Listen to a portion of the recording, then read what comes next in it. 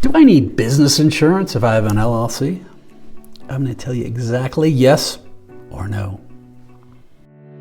As entrepreneurs and business owners, we know that if we have a clear plan, anything becomes possible. And if you can have a clear plan, a clear process to create that plan, and a way to create clarity with your partner or spouse, you can drive to amazing heights. All right. So if you're wondering, hey, do I need business insurance if I have an LLC? The answer is likely, and probably almost a guaranteed yes. So an LLC stands for Limited Liability Company. These can range from an individual to multiple people within that. And what it is it's a separate standalone entity. You'll actually receive something called an EIN, an employer identification number. And this actually is similar to your social security number, but for a business. So it has its own identity. Now, that means that what's in there, technically, that entity can be sued. So if for some reason somebody acting on behalf of that LLC does something, the entity itself can be sued, and the assets within that LLC could be potentially at risk. Now, there's something that's called piercing the corporate veil. It sounds pretty uptight, but it's a legalese term. And piercing the corporate veil says that if I own an LLC, Joe's LLC, my name's not Joe, but I have Joe's LLC, and I run a transport business in there. And in that, but I use that business a lot for some of my own stuff. You know, I kind of write off a lot of dinners and other things and this and that. And well, what it says then is that the business entity really isn't standing on its own. I'm only doing that for corporate or tax reasons.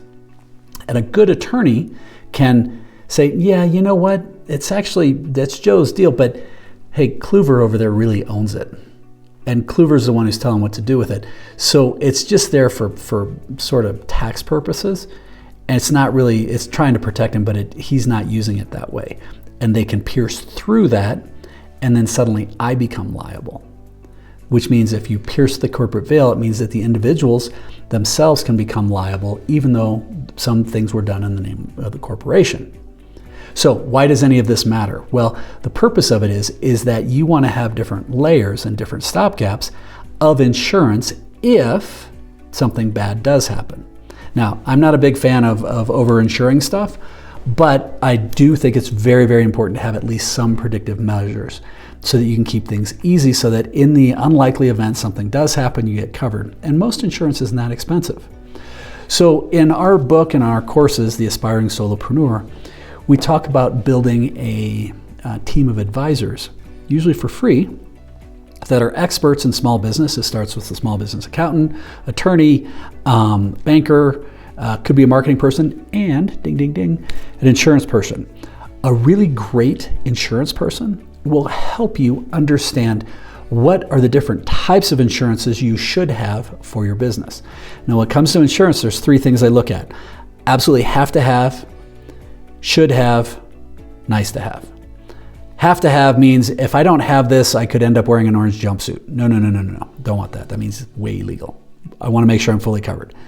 Should haves mean, yeah, these are CYAs, cover your asses, and I should have this, this, and this. Okay, how much is that? And then nice to haves are like, yeah, this is what the insurance people will try, and a lot of times they'll say that out. But if you say, look, if you use it under that premise, what are the absolute have to haves? What are the things I should have? What are the things that are, they'd be nice to have? When you do that from an insurance perspective, it'll help you understand how that works in tandem with the structure of the LLC. So, long story short, if you have an LLC, you still want insurance. You still want to cover your butt. Unfortunately, I have been sued. It's just the nature of the beast sometimes, even if you do nothing wrong, being in the wrong place at the wrong time. So, ideally, you found a little bit of value. Woohoo! You're welcome to go to aspiringsolopreneur.com if you have questions, or sign up for the course.